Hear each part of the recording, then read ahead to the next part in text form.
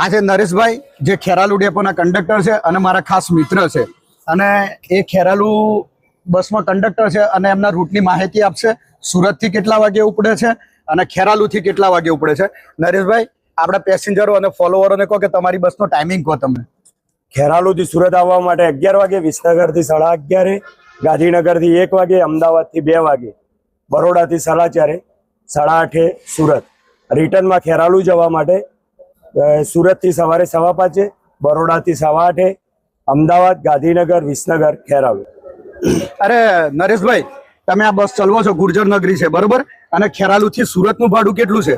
ખેરાલુથી સુરતનું 310 રૂપિયા. 310 રૂપિયા ભાડું છે ગુર્જર નગરી. અને ગુર્જર નગરીની અંદર કમ્ફર્ટેબલ સીટ હોય છે અને સ્પેસ બી સારું હોય છે. એટલે ગુર્જર નગરી બસના અંદર મુસાફરી કરો મિત્રો. અને નરેશભાઈ, જય જય ગરવી ગુજરાત. આપણા દર્શકોને કહી દો, જય જય ગરવી ગુજરાત. જય ગરવી ગુજરાત.